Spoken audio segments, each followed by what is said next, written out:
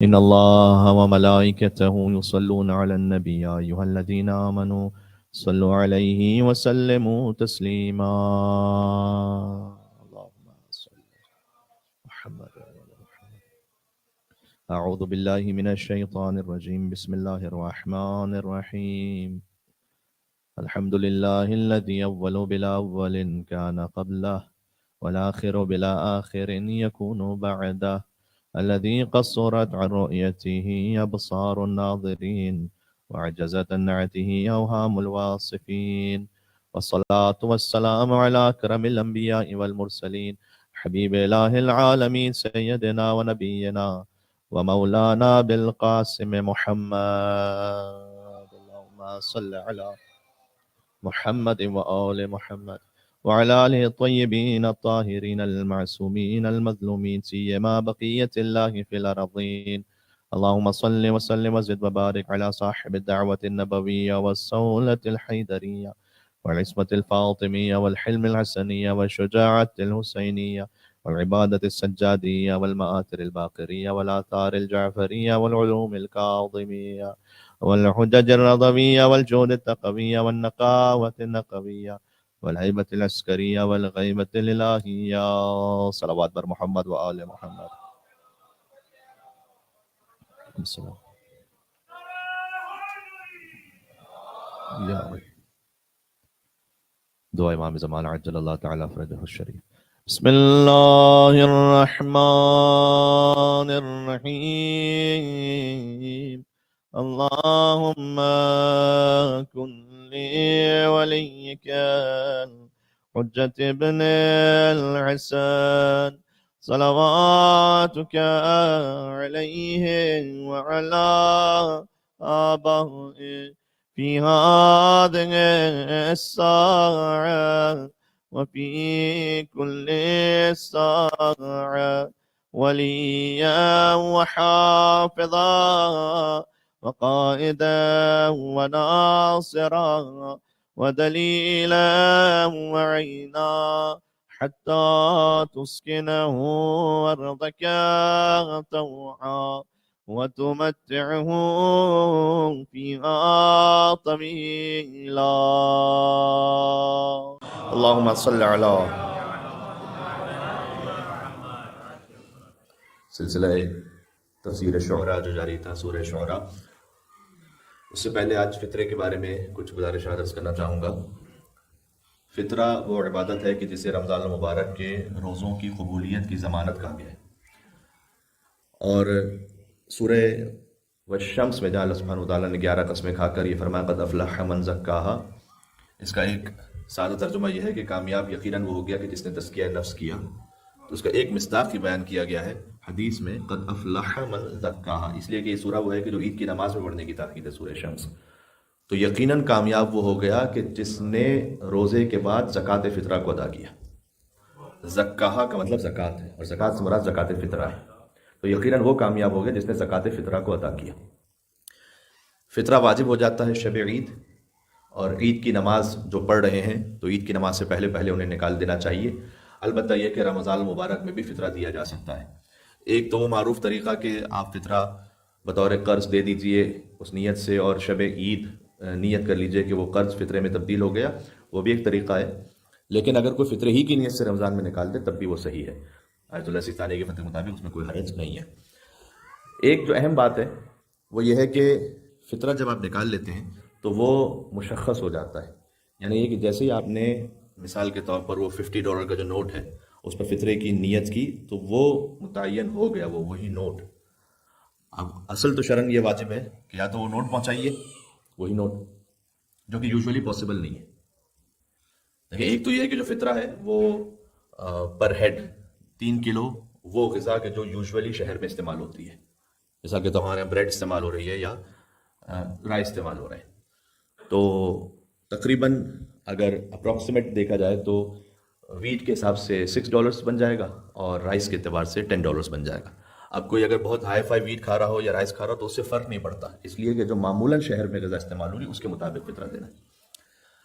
تو اگر ہم اپروکسیمیٹ لیں کہ $6 ویٹ کا اور $10 رائس کا، تو آپ کے گھر میں جو اس عید کی رات میں کھانا کھانے والے افراد شمار ہوں ان کا فطرہ اس صاحب خانہ پر واجب ہے۔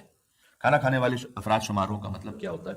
یعنی یہ کہ اس کا فیصلہ ویسے معاشرہ کرتا ہے کہ یہ آپ کے یہاں پر تقریباً اگر فرض کیجئے کہ کوئی افطار پر آئے اور اس کے بعد رک جائے، آدھی رات تک تقریباً رک جائے، تو وہ کھانا کھانے والا شمار ہو جائے گا۔ تو اس کا ہرگز یہ مطلب نہیں کہ اگر کوئی گھر پر آ گیا چائے پینے کے لیے کچھ دیر کے لیے تو ہم اپنے دروازے بند کر کے رکھیں، گھر کی جو ہے وہ بیل آف کر کے رکھیں، موبائل جو ہے وہ ایئرپلین موڈ پر کر کے رکھیں کہ کہیں کوئی فون کر لے گا تو فطرہ واجب ہو جائے گا۔ یا بعض لوگ امام بارگاہ میں افطار کرواتے بڑے گھبراتے ہیں چاند رات پر کہ پوری کمیونٹی کا فطرہ ہم پہ واجب ہوگا، تو ایسا کچھ بھی نہیں ہے۔ آپ کو فقط آپ کے گھر میں جو کھانا کھانے والے افراد شمار ہوتے ہیں، یعنی تقریباً رات گزارنے والے افراد، ان کا فطرہ آپ پہ واجب ہوتا ہے۔ جو فیملی ممبرز ہوتے ہیں یوزولی، بعض لوگوں کے پیرنٹس ان کے ساتھ رہ رہے ہیں، بعض مرتبہ یہ ہوتا ہے کہ سسٹرز پاکستان میں، ہندوستان میں ایسا بہت رواج ہے کہ وہ اپنے پیرنٹس کے گھر چاند رات پر آ جاتی ہیں، تو چاہے وہ اپنے ہسبینڈ کے یہاں پر افطار کر کے آئی ہوں، لیکن چونکہ وہ پھر اپنے والد صاحب کے یہاں گئی اور انہوں نے وہاں پر چاند رات کو گزارا، تو کھانا کھانے والی وہ یہاں شمار ہوں گی، نہ یہ کہ وہ افطار کر کے وہاں سے آئی ہوئی ہیں۔ تو اس لیے بعض خواتین یہ کرتی ہیں کہ ہم افطار یہاں سے کر کے جائیں تاکہ فطرہ شوہر پر واجب ہو اور باپ پر بچ جائے، تو باپ پر نہیں بچے گا، اس لیے کہ جب آپ وہاں چلے گئے اور آپ نے وہاں پر وہ رات گزار لی تو وہ آپ کا جو فطرہ ہے وہ وہاں پر ہے جہاں پر آپ نے اس رات کو گزارا ہے۔ اور 3 کلو ہے وہ شے کہ جو یوزولی شہر میں غذا کے طور پر استعمال ہوتی ہے، یعنی یوزولی گندم ہے یا چاول ہے، اور اس کے عوض میں اماؤنٹ بھی دی جا سکتی ہے۔ مثال کے طور پر روزہ کے فدیے میں اماؤنٹ نہیں دی جا سکتی، فدیہ جو ہے اگر ایک پریگننٹ وومن ہے اس پر روزے نہیں رکھے، اس پہ فدیہ واجب ہے، یا فرض کیجیے کہ کوئی ایجڈ ہیں جنہوں نے اس ایج کی وجہ سے روزہ نہیں رکھا، اس پر ان پہ فدیہ واجب ہے، تو فدیے میں لازم ہوتا ہے کہ یا تو وہ جنس ہی دیں یا وہ اماؤنٹ دے رہے ہیں تو آپ کو یہ یقین ہو کہ اس سے وہ جنسی خریدیں گے، یعنی وہ ویٹ یا رائس ہی خریدیں گے، لیکن فطرے میں ایسا نہیں، فطرے میں آپ اماؤنٹ دے سکتے ہیں۔ اب اہم مسئلہ یہ ہے کہ اگر جس نوٹ پر ہم نے فطرے کی نیت کی وہی فطرہ بن گیا، خمس میں یا صدقے میں اس بات کا امکان ہے کہ آپ اس نوٹ کو بعد میں چینج کر لیں، یعنی مثال کے طور پر آپ نے صدقہ نکالا تھا $1 تو آپ کے پاس 30 کوائنز ہو گئے تھے یا 50 کوائنز ہو گئے تھے، آپ نے سب کو ملا کر ایک $50 کا نوٹ بنایا اور آگے پہنچا دیا، یہ اس بات کا امکان ہے وہاں پر اپنے کچھ شرائط کے ساتھ، لیکن فطرے میں اس بات کا امکان نہیں ہے۔ اگر آپ نے ایک نوٹ کو نیت کر لی ہے تو اب آپ نے وہ نوٹ پہنچانی ہے، اب یہ پریکٹیکلی پاسبل نہیں، تو اس کا حل کیا ہے؟ حل ہے شریعت میں، حل یہ ہے کہ اگر آپ مثال کے طور پر پی ایس وی میں فطرہ ٹرانسفر کریں تو اس وقت بھی اس بات کا خیال کیجیے گا، ہم نے یہ ان سے گزارش بھی کی ہے کہ جب وہ ای میل کریں فطرہ کلیکشن کے لیے تو اس میں اس بات کو لکھ لیں اور ایک لنک بھی شیئر کرتے ہیں جو ہمارے والد محترم حجۃ الاسلام والمسلمین مولانا علی رضا مہدی صاحب قبلہ کا ہے، اور انہوں نے اس بات کو اچھی طریقے سے اس یوٹیوب ویڈیو میں ایکسپلین بھی کیا ہے کہ اگر آپ بینک اکاؤنٹ کے تھرو فطرہ ٹرانسفر کر رہے ہیں، جو ویسٹرن کنٹریز میں یہی ایک نارمل پریکٹس ہے، تو پھر وہ نوٹ چینج نہ ہونے والا مسئلہ کیا ہے کہ آپ نے اگر پی ایس وی کو ٹرانسفر کیا ہے تو آپ کے اکاؤنٹ سے یہاں ٹرانسفر ہوا، یہاں سے کہیں اور ٹرانسفر ہوا، تو وہ نوٹ تو پھر کوئی ہے ہی نہیں، پھر والی نوٹ تو ہے نہیں، اور یوزولی وہ فطرہ جائے گا پاکستان یا انڈیا یا فرض کیجئے کہ ایسی کسی جگہ پر، تو وہاں تو لوکل کرنسی میں ملے گا، تو وہاں تو آسٹریلین ڈالرز میں تو نہیں ملے گا فطرہ، تو اس کے لیے ایک سادہ سا کام آپ نے کرنا ہے کہ آپ اس وقت جو ٹرانسفر کر رہے ہیں نا خود فطرے کی نیت نہ کریں، بلکہ وہ جو آخری مستحق جہاں تک وہ پہنچے گا فطرہ، ان کو آپ اپنی جانب سے وکیل بنا لیں کہ وہ آپ کی طرف سے اس لوکل کرنسی پر فطرے کی نیت کریں گے۔ بات واضح ہوگی؟ مسئلہ حل ہو گیا 1 منٹ میں کہ آپ انہیں اپنا وکیل بنا لیں گے اور یہ ان تک بات پہنچا دیں گے انشاءاللہ، اور اگر آپ یہاں پی ایس وی کے تھرو نہیں کر رہے، کسی اور آرگنائزیشن کے تھرو کر رہے ہیں، تو آپ کو یہ پتا ہونا چاہیے کہ وہ یہ کام کر رہے ہیں، اس لیے کہ جب آپ آسٹریلین ڈالر ٹرانسفر کر رہے ہیں تو وہاں پاک روپیز مل رہے ہیں یا وہاں انڈین روپیز مل رہے ہیں، تو وہ جو اینڈ میں فطرہ کیش لے کر مستحق تک دینے والے ہیں وہ آپ کی طرف سے نیت کر لیں اس لوکل کرنسی پر فطرے کی۔ اس کے لیے چونکہ فطرہ واجب ہو جاتا ہے شب عید اور عید کی نماز سے پہلے ادا کر دینا ہے، تو آپ اگر پہلے سے یہ کام کر چکے ہوں گے کہ آپ نے اماؤنٹ وہاں ٹرانسفر کر چکے ہوں گے تو وہ یہ کام کر سکیں گے، ادروائز یہ کہ آپ نے اگر شب عید ہی ٹرانسفر کیا تو ٹرانسفر لیٹ ہوگا، 1-2 دن بعد پہنچے گا فرض کیجئے، اور پھر جب 1-2 دن بعد پہنچے گا تو وہ جو فطرے کا وقت تھا وہ گزر چکا ہوگا، چونکہ عید کی نماز سے پہلے فطرہ دینا ہے، تو آپ ان کو اتنی مہلت دیں کہ وہ اپنے بینک سے وہ پیسے نکال لیں، یا پھر وہ بینک سے پیسے نکالنا ان پر واجب نہیں ہے، ان کے پاس کوئی ایکسٹرا کیش پڑا ہوا ہے، اسی کیش پر وہ آپ کی طرف سے فطرے کی نیت کر لیں، یہ بھی ہو سکتا ہے، اور آپ کی جانب سے وہ فطرہ بنا کر لوکل کرنسی میں وہ دے دیں آگے۔ ایک تو طریقہ، دوسرا طریقہ یہ کہ اگر آپ کو یہاں پہ مستحق مل جائے تو پھر پہلے ضروری ہوگا کہ اپنے شہر کے مستحق کو پہنچائے، تو فرض کیجیے اگر کسی کو کوئی مستحق معلوم ہے، ہوتا ہے بعض اوقات کہ کوئی ایسے اسٹوڈنٹ ہیں کہ جو کسی میڈیکل ریکوائرمنٹ میں ہیں، ان کا انشورنس نہیں ہے یا انشورنس پورا کور نہیں کر رہا، اگر وہ سید ہیں تو سادات کا فطرہ انہیں دیا جا سکتا ہے. تو ایسی صورت میں تو پھر آپ وہی جو اماؤنٹ ہے وہی ان کو لے جا کر بطور فطرہ، بتانا ضروری نہیں ہے کہ یہ فطرہ ہم دے رہے ہیں، یہ کہیں پر بھی بتلانا ضروری نہیں ہے، وہ خالی جو نیت کرنے والا اس کے دل میں نیت ہے کہ یہ فطرہ ہے، بلکہ عزت نفس کو محفوظ رکھنا واجب ہے. ایک مل کے صلوات دیتے محمد وعلی محمد اللہم صلی علی محمد وعلی محمد. تو نہ خمس میں، نہ صدقے میں، نہ فطرے میں یہ بتلانا واجب نہیں ہوتا کہ یہ خمس ہے یا فطرہ ہے یا صدقہ ہے، آپ اسے بطور ہدیہ دیتے ہیں. یہ بھی کہہ سکتے ہیں کہ آپ کے بچوں کی عید کی خریداری کے لیے، تاکہ عزت نفس محفوظ رہ جائے، اور اس طریقے سے وہ آپ جو فطرہ ہے وہ آگے پہنچا دیں. لا تبطل الصدقات بالمن والاذى. اگر کوئی واقعاً احسان جتلانے لگے، انشاءاللہ ویسے یہاں تو کوئی ایسا نہیں اور نہ کوئی ایسا انشاءاللہ کوئی مومن ہوگا، لیکن قرآن نے بہر اللہ تعالیٰ نے بیان کیا ہے کہ لا تبطل الصدقات بالمن والاذى. اپنے کسی بھی عطیہ اور چیریٹی کو من یعنی احسان جتلا کر اور اذا اذیت دے کے ضائع نہ کرو، باطل نہ کرو.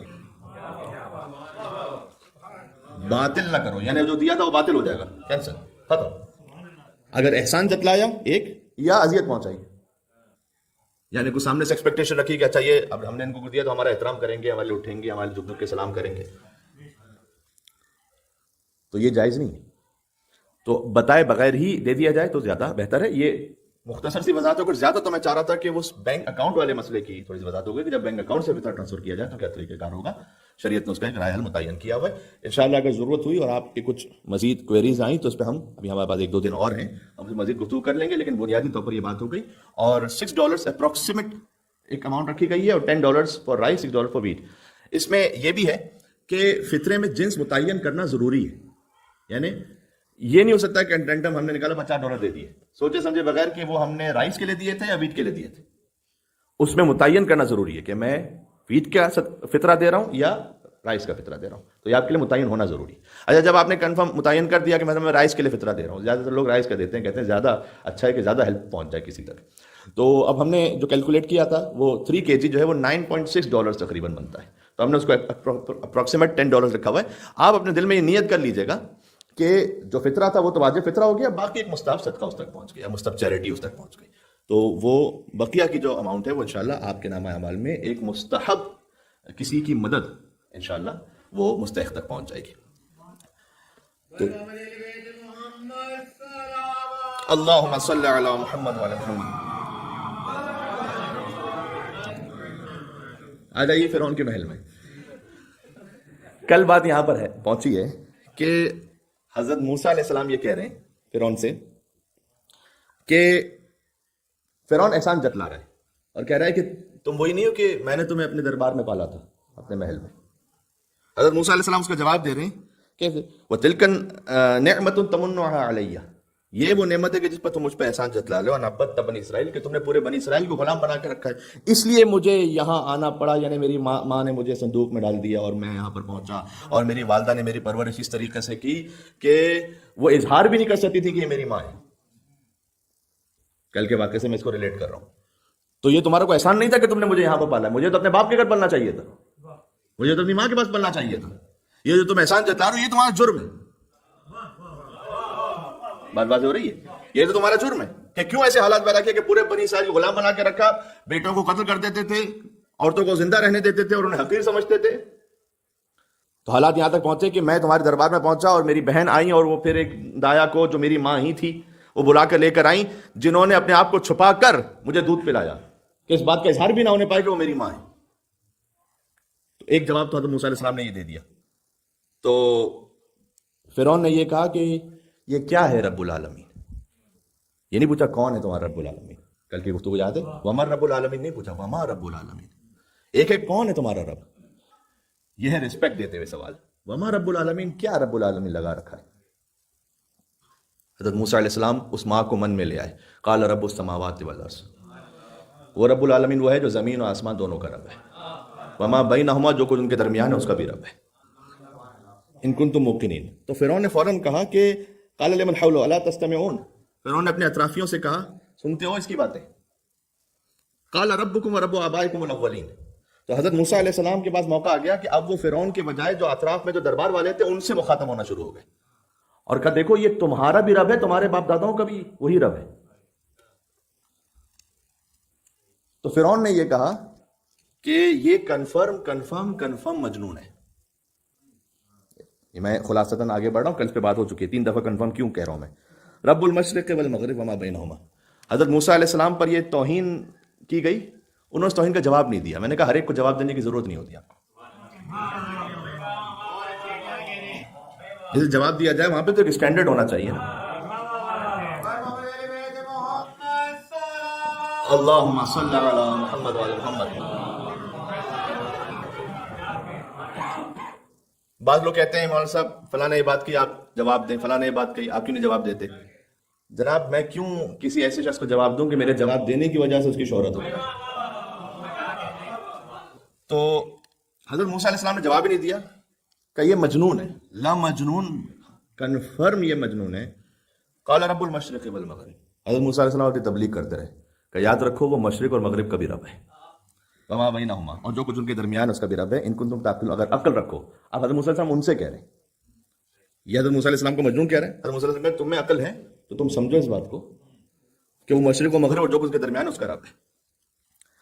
اب یہاں تک بات پہنچی تھی کہ حضرت موسیٰ علیہ السلام سے فرعون نے یہ کہا کہ نہیں، حضرت موسیٰ علیہ السلام یہ کہتے ہیں فرعون سے کہ اولو جئتک بشیء مبین، کیا میں تمہارے پاس ایک بہت واضح نشانی لے کر آ جاؤں؟ اب تک اپنی گفتار سے وہ شکست دے چکے تھے فرعون کو. اب جو دربار تھا نا وہ حضرت موسیٰ علیہ السلام کی طرف متوجہ تھا، جو فرعون نہیں چاہتا تھا کہ ایسا ہو. میں نے کل مثال دی تھی کہ یہ ویسے توہین ہے کہ دربار میں اگر مثلا فرعون ہے اور حضرت موسیٰ علیہ السلام فرعون کو اگنور کرتے دوسروں سے بات کرنا شروع کر دیں. جیسے ایک ٹیچر ہے تو جو اسٹوڈنٹس ہوں آپس میں ایک دوسرے سے بات کرنا شروع کرتے ہیں اور ٹیچر کو اگنور کر دیں تو یہ ٹیچر کی انسلٹ ہے نا. تو حضرت موسیٰ علیہ السلام ان درباریوں سے بات کر رہے ہیں، ان سے کہہ رہے ہیں کہ تمہارا رب ہے، تمہارے باپ داداؤں کا رب ہے، مشرق و مغرب کا رب ہے اگر تم سمجھو تو. اور پھر جب پورے دربار کی توجہ ہو گئی حضرت موسیٰ علیہ السلام کی طرف تو حضرت موسیٰ علیہ السلام کہتے ہیں کہ کیا ایک روشن نشانی لے آؤں؟ اب میں نے کہا کہ حضرت موسیٰ علیہ السلام کو سوٹ کیس نہیں لے کر آئے ہوئے تھے وہاں پر کہ فرعون یہ ایکسپیکٹ کر رہا ہو کہ کیا روشن نشانی ہے، کیا نکال لیں گے یہ، کہ ان کے پاس اکوپمنٹس نہیں تھے، خالی ایک عصا ہے. تو وہ کہتا ہے فاتح بھی لے آؤ ان کنت من الصادقین، اگر سچے ہو تو لے آؤ. چلو یہاں سے آج کا بیان شروع ہو رہا ہے، کل تک کا خلاصہ تھا. فَأَلْقَىٰ عَصَاهُ، حضرت موسیٰ علیہ السلام نے عصا پھینکا. فَإِذَا هِيَ ثُعْبَانٌ مُّبِينٌ، ایک دم بہت بڑا اژدہا بنا. اب ذرا اس کو سنیے گا اور اس کو محسوس کیجیے گا. یہاں مثال کے طور پر ایک دفعتاً ایک چوہا گزرے یہاں سے تو کیا ہوگا؟ اچھا چیخ نکلے گی. اب جب چیخ نکلتی ہے تو چوہا پلٹ کے پھر بھی آ جاتا ہے دوبارہ، تو پورا نظام درم برم ہو جائے گا. حضرت موسیٰ علیہ السلام نے عصا پھینکا، چوہا نہیں ہے یہاں، پائتھن، بہت بڑا سا اژدہا. اب آپ جیسے میں تصور سوچیں، چونکہ وہاں جنرلز بیٹھے ہوئے، کیونکہ ملا کا لفظ ہے، آگے کیبنٹ بیٹھی ہوئی ہے، فرعون کے قریبی لوگ بیٹھے ہوئے ہیں. اب کوئی اس پہ چڑھا اپنی جو ہے کرسی پہ، کوئی اوپر بھاگا، کوئی یہ، اور ایک عجب تماشا بنا ہوا ہے وہاں پر. اچھا حضرت موسیٰ علیہ السلام نے جو عصا پھینکا اور اژدہا بن گیا، اس کا ذکر قرآن کریم میں کئی جگہ پر ہے. ذرا سن لیجیے گا. سورہ نمل میں، سورہ نمل کی جو آیت نمبر 10 ہے نا، اس میں اللہ تعالیٰ نے ارشاد فرمایا کہ وَأَلْقِ عَصَاكَ، اپنا عصا پھینکو. یہ اس وقت کی بات ہے کہ جب حضرت موسیٰ علیہ السلام سے اللہ سبحانہ وتعالیٰ نے کوہ طور پہ بلایا تھا اور اللہ تعالیٰ بات کر رہا ہے، یا موسیٰ انہ انا اللہ، دیکھو میں تمہارا رب ہوں، العزیز الحکیم. ابھی فرعون کے سامنے کی بات نہیں ہے. تو اب اللہ تعالیٰ یہ چاہ رہا تھا کہ حضرت موسیٰ علیہ السلام کو کچھ نشانیاں دے دے. وَأَلْقِ عَصَاكَ، تو اب اللہ تعالیٰ نے کہا عصا پھینکو. فَلَمَّا رَأَىٰ تَهْتَزُّ كَأَنَّهَا جَانٌّ وَلَّىٰ مُدْبِرًا، اس وقت حضرت موسیٰ علیہ السلام نے عصا پھینکا تو یہاں پر اب بڑے اژدہے کا لفظ نہیں ہے، ثعبان مبین یعنی بہت بڑا اژدہا. یہاں پر ایک جانن یعنی ایک چھوٹا سا سانپ بنا اس وقت، ایسا کہ وَلَّىٰ مُدْبِرًا، اس چھوٹے سانپ کو دیکھ کر بھی حضرت موسیٰ علیہ السلام پیچھے پلٹے. وَلَمْ يُعَقِبْ، مڑ کے دیکھا ہی نہیں. اللہ تعالیٰ نے کہا یا موسیٰ لا تخف، گھبراؤ نہیں، انی لا یخاف لدی المرسلون، کہ اے موسیٰ میری جناب میں رسول ڈرا نہیں کرتے. یار میں معراج کا کیا بتاؤں کہ جب سرکار خاتون مرتبہ بات کر رہے تھے رسول اللہ صلی اللہ علیہ وسلم نے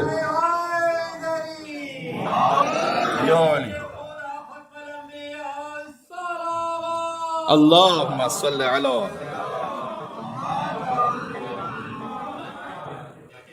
بات واضح ہو رہی. اس وقت ایک چھوٹا سانپ بنا تھا. حضرت موسیٰ علیہ السلام بہرحال ڈر گئے تھے اور اللہ تعالیٰ نے کہا کہ میری جناب میں رسول نہیں ڈرا کرتے. سبحان اللہ. جب سرکار ختم مرتبہ معراج پہ پہنچے تھے نا تو اس وقت ان کے دل کی تسکین کے لیے اللہ سبحانہ وتعالیٰ نے لہجہ حیدر کرار میں بات کی تھی. اور اس وقت اللہ تعالیٰ نے کہا تھا کہ اے محمد میں نے آپ کے قلب میں دیکھا تو جو سب سے زیادہ محبوب ہستی کو پایا وہ علی ابن ابی طالب تھا. علی ماشاءاللہ. تاکہ آپ انسیت محسوس کریں. ایک ہے سورہ، ابھی میں نے آیت پڑھی تھی سورہ نمل کی آیت نمبر 10 کے، جس میں ذکر ہے کہ چھوٹا سانپ بنا ہوا. ہم سورہ شعراء پہ بات کر رہے ہیں. اس کے بعد ہے سورہ نمل. سورہ نمل کی آیت نمبر 10 میں ہے جب اللہ تعالیٰ کے حضور میں تھے تو انہوں نے ایسا پھینکا تو بہت بڑا اژدہا نہیں بنا تھا. اچھا سورہ طہ میں پھر اس بات کو اللہ تعالیٰ نے کہا قال القها یا موسیٰ. پھر ایک واقعہ یوں ملتا ہے کہ اے موسیٰ پھینکو عصا کو. فالقاها فاذا هي حیۃ تسعى. اس وقت وہ ایک گھومتا ہوا سانپ ہو گیا جیسے حضرت موسیٰ علیہ السلام دوڑ کے نہیں بھاگے تھے، کیونکہ یہ دوسری مرتبہ تھا. اللہ تعالیٰ نے کہا کہ اب تم جا رہے ہو فرعون کے سامنے تو اب عصا پھینکو ایک دفعہ. تو ان کو وہ نشانی پھر سے بتلائی اللہ تعالیٰ نے. تو اب حضرت موسیٰ علیہ السلام کمفرٹیبل تھے. اور جب فرعون کے سامنے عصا پھینکنے کی بات آئی فَإِذَا هِيَ ثُعْبَانٌ مُبِينٌ. ثعبان ایک تو بہت بڑا اژدہے کو کہتے ہیں، مبین یعنی کھلا ہوا آشکار. کھلا ہوا آشکار اژدہا تھا. امیر المومنین سے جب حضرت موسیٰ علیہ السلام افضل ہیں یا آپ افضل ہیں یہ پوچھا گیا تو انہوں نے دو باتیں بیان فرمائی تھی. ایک تو یہ کہ جب وہ فرعون کے پاس جا رہے تھے حضرت موسیٰ علیہ السلام تو کہا میں نے ان کا ایک قتل کیا ہوا ہے تو میرے ساتھ ہارون کو بھیج دیں. تو ایک قتل کیا تھا، حضرت موسیٰ علیہ السلام کے دل میں خوف تھا.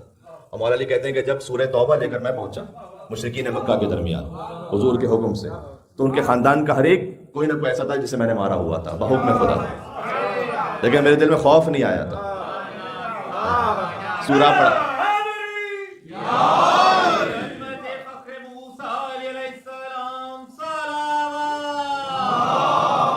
اللہم صلی علی بقول میر انیس علیہ رحمہ سورہ پڑھا برات کا اس عز و شان سے، سورہ پڑھا برات کا اس عز و شان سے آتی تھی مرحبا کی صدا آسمان سے. دوسرا حضرت موسیٰ علیہ السلام پر فضیلت مولا علیہ السلام نے بیان کی تھی کہ وہ سانپ کو دیکھ کر ڈر گئے تھے جبکہ وہ جوانی میں تھے. پھر آہستہ آہستہ آہستہ ان کا دل اس پر آمادہ ہوا جبکہ علی ابن ابی طالب السلام گہوارے میں تھے اور اژدہا آیا علی کے پاس اور علی ابن ابی طالب نے کلہ اژدر کے 2 ٹکڑے کر دیے گہوارے میں اور اس بات کو سمجھایا کیونکہ وہ اژدہا جو تھا وہ علامت کے طور پر استعمال ہوتا تھا اور مشرکین مکہ میں کہ نسب کس کا ٹھیک ہے یا نہیں. تو بچے کے پاس اژدہے کو چھوڑ دیتے تھے اور اگر اژدہا اس بچے کو نقصان پہنچا لے تو سمجھتے تھے کہ یہ نسب ٹھیک نہیں ہے اس بچے کا، اور اگر اژدہا وہاں سے گزر کر بچے کو نقصان پہنچائے بغیر آ جائے تو سمجھتے تھے کہ نسب ٹھیک ہے. انہوں نے اپنا معیار بنایا ہوا تھا. مولا علیہ السلام نے اس باطل معیار کو ختم کر کے جو حقیقی معیار تھا اسے قائم کر دیا. اب جس کے دل میں علی کی محبت ہے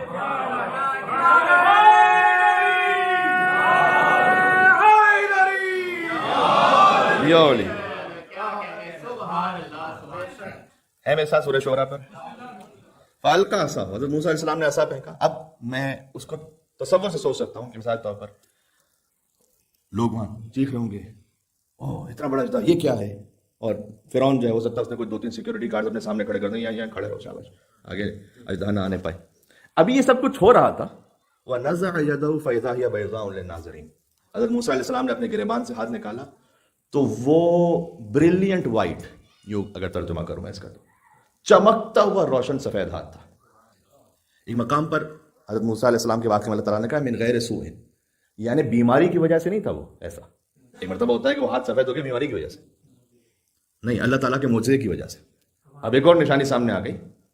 تو یہ اللہ تعالیٰ نے گویا سمجھایا ہے کہ ہم فقط ڈرانے والے نہیں ہیں، اگر تم ہماری حجت کی طرف آنا چاہو تو ہم نور بھی عطا کریں گے تمہیں. ایک نور بھی نشانی ہے اور ایک وہ اژدہا بھی نشانی ہے، یہ دونوں ہیں.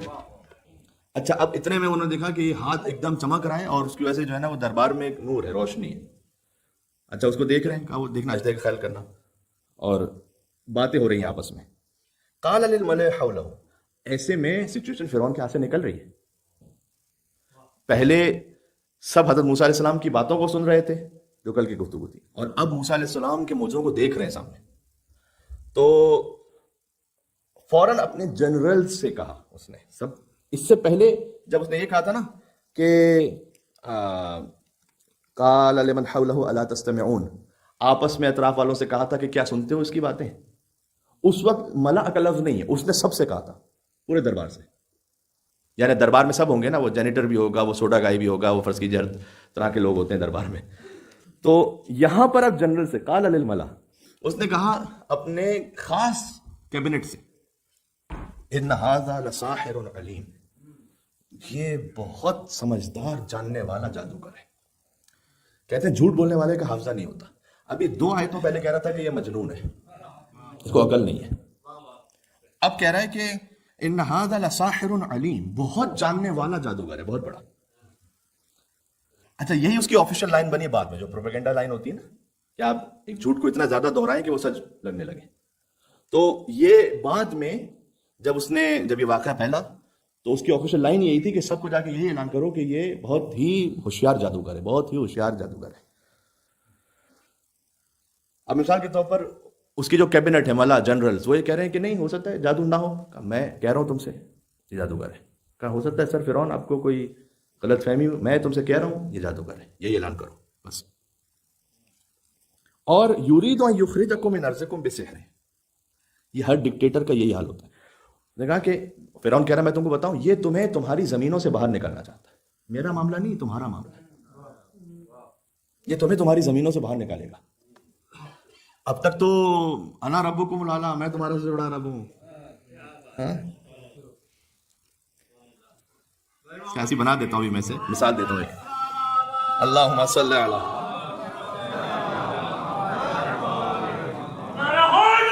یو علی. سورہ زخرف میں ہے، آگے جا کر سورہ زخرف میں الیس لی ملک مصر، فرعون یہ کہا کرتا تھا کہ یہ پورا جو مصر کا ملک ہے یہ میرا نہیں ہے کیا؟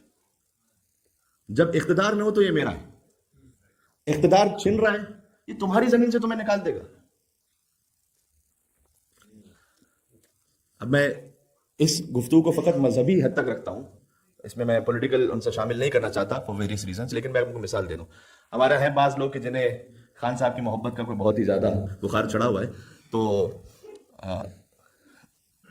اب جب حکومت گئی کہا یہ تمہیں غلامی میں دیں گے، یہ تمہیں غلام بنانا چاہتے ہیں. امریکہ کی غلامی بدتر ہے، بہت بری ہے، میں اس کی بات نہیں کر رہا، لیکن جو نعرہ ہے یہ تمہیں امریکی غلامی میں دیں گے. اچھا جب خود کی حکومت تھی تو آئی ایم ایف بھی امریکہ کی غلامی میں ہے. وہاں کا جو آئی ایم ایف کا چیئرمین ہے وہ بھی وہاں سے اپوائنٹ ہو کے آیا ہوا ہے آئی ایم ایف کی طرف سے. کیبنٹ کا ہر دوسرا بندہ یو کے passport holder, U S A passport holder ہے. نہیں یہ غلامی نہیں ہے، کیونکہ ہم حکومت میں ہیں، یہ غلامی نہیں ہے. اور جب حکومت سے چلے گئے یہ دیکھو تمہیں غلامی میں دیں گے. فرعون یہ کہہ رہا تھا کہ یہ ملک تم مصر کا پورا میرا ہے. اب جب حکومت چلنے لگی یہ تمہاری زمین سے تمہیں نکال رہے ہیں. بڑا ہی سائلنس ہو گیا بھائی، خیریت ہے؟ اللہم صلی علی محمد وعلی محمد.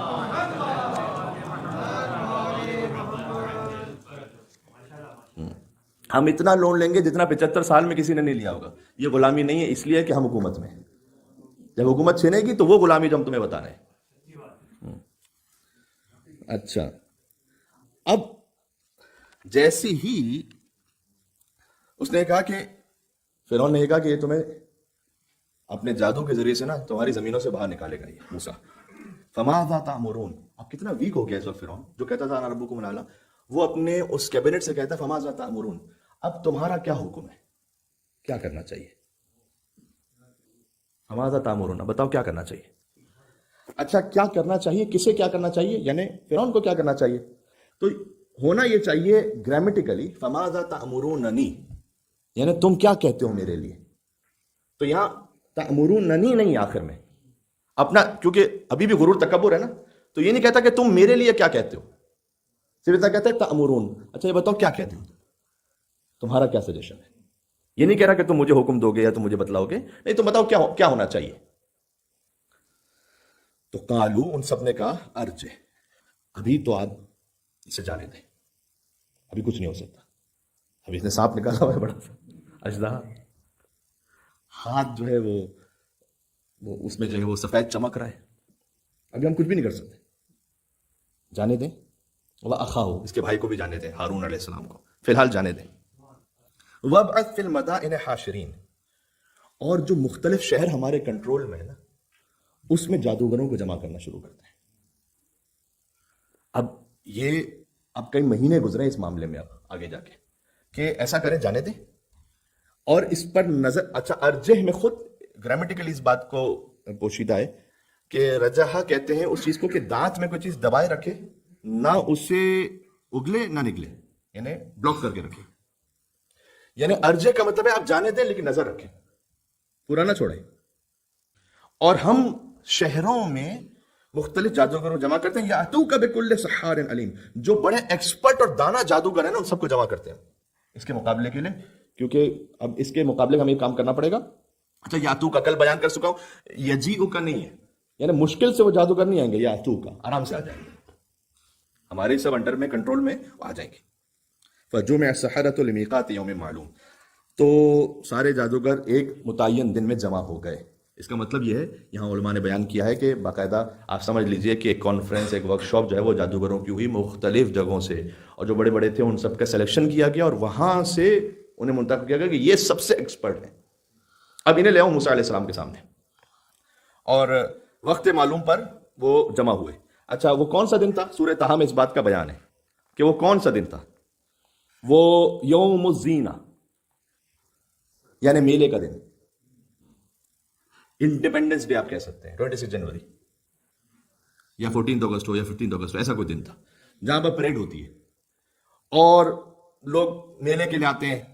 وہاں یحشر الناس ضحیٰ، اور صبح کے وقت یعنی دن جب تھوڑا سا چڑھ جائے گا اس وقت سب لوگوں کو جمع کریں گے۔ یہ سورہ شعراء میں اس کی وضاحت نہیں ہے، سورہ طٰہٰ میں اس کی وضاحت ہے کہ کب ہو رہا تھا۔ یعنی اچھا ہوتا یہ ہے کہ فرعون چاہ رہا تھا کہ جو نیشنل ڈے ہوتا ہے نا اس میں خود بخود آپ کے جو پیٹریوٹک جذبات ہوتے ہیں وہ ابھرے ہوئے ہوتے ہیں، تو میں اس سے فائدہ اٹھاؤں گا کہ اس وقت میری مملکت میں ایک باغی آیا ہوا ہے اور اسے ہم نے شکست دینی ہے اور تم سب اس دن جمع ہو جاؤ۔ بات ختم کرنے لگا ہوں آج کی حد تک۔ وقیل للناس، اور لوگوں سے کہا جاتا تھا ڈور ٹو ڈور، هل انتم مجتمعون، تم بھی آنے والے ہو نا، تم سب آنے والے ہو نا۔ اس کی وجہ کیا ہے؟ اس کی وجہ یہ ہے کہ دیکھیں جیسے ہی فرعون کے دربار میں حضرت موسیٰ علیہ السلام کا واقعہ ہوا اور پھر اس کے جنرلز نے اور قریبی لوگوں نے کہا کہ جانے دو موسیٰ کو، تو اب خبر تو پھیلی ہے نا، اب جو خبر پھیلی اس کے ڈفرینٹ ورژنز ہیں بہت سارے،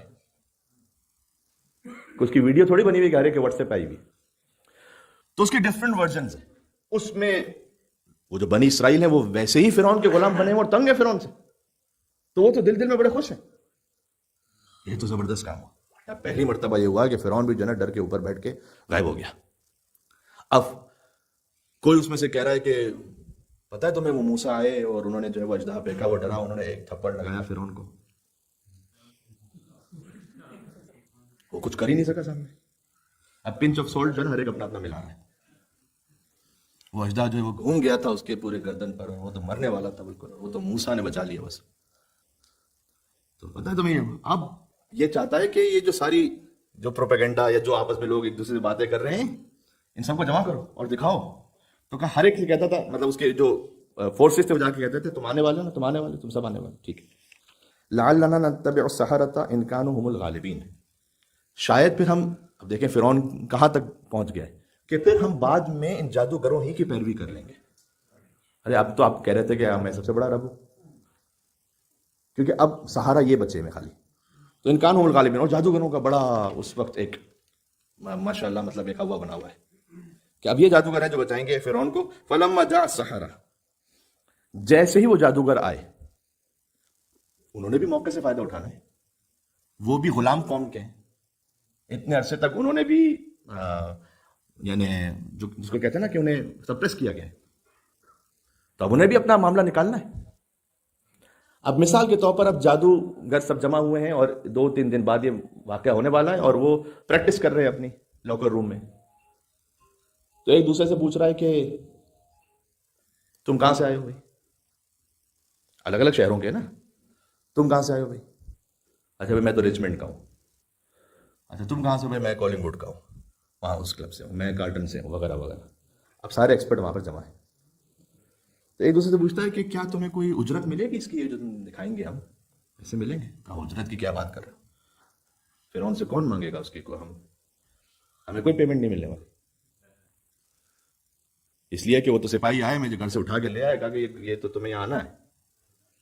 دوسرا یہ کہہ رہا ہے کہ ہاں ویسے تو مجھے بھی امید نہیں۔ ان میں سے کسی ایک نے کہا کہ اس وقت موقع ہے، فرعون کچھ نہیں کر سکتا، 3 دن بعد ملا ہے، ہر جگہ جادوگروں کا چرچا ہے کہ وہی ہرا سکتے ہیں موسیٰ علیہ السلام کو، فرعون ہمیں قتل نہیں کر سکتا، اس وقت زندان میں نہیں ڈال سکتا، یہ موقع ہے اس سے کچھ کیش نکلوانے کا۔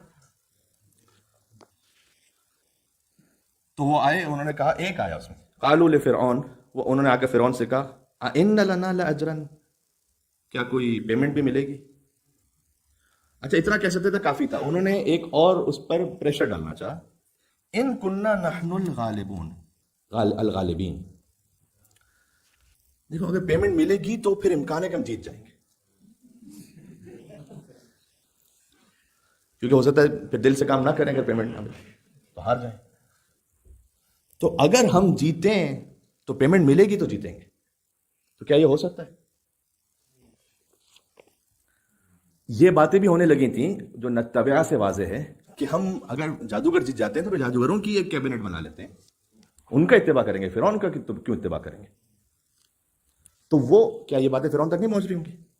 تو اس نے خود ہی ایک آفر کر دی، انہوں نے کالا نام، اس نے کہا ہاں بالکل، وَإِنَّكُمْ إِذًا لَمِنَ الْمُقَرَّبِينَ، تم وائس پریزیڈنٹ ہو جاؤ گے، تم بہت قریب ترین ہمارے ہو جاؤ گے۔ یعنی اس نے ایک طریقے سے یہ بھی چال چلی کہ دیکھو جو پریزیڈنٹ شپ ہے اس کا خیال نہیں لے کر آنا دماغ میں، لیکن وائس پریزیڈنٹ کے لیے تم ایلیجیبل ہو جاؤ گے، اجرت بھی ملے گی اور ساتھ میں تم میرے قریب ترین لوگوں میں ہو جاؤ گے۔ قال لهم موسیٰ، انہوں نے موسیٰ سے کہا القوا ما انتم ملقون، کہ اب جو پھینکنا ہے وہ پھینکو۔ یہاں سے کل شروع کریں گے حضرت موسیٰ علیہ السلام نے کیا پھینکا اور اس کے بعد جادوگروں پر کیا اثر ہوا، ان جادوگروں کے ایمان جیسا ایمان اللہ تعالیٰ میں عطا فرما دے رہا ہے۔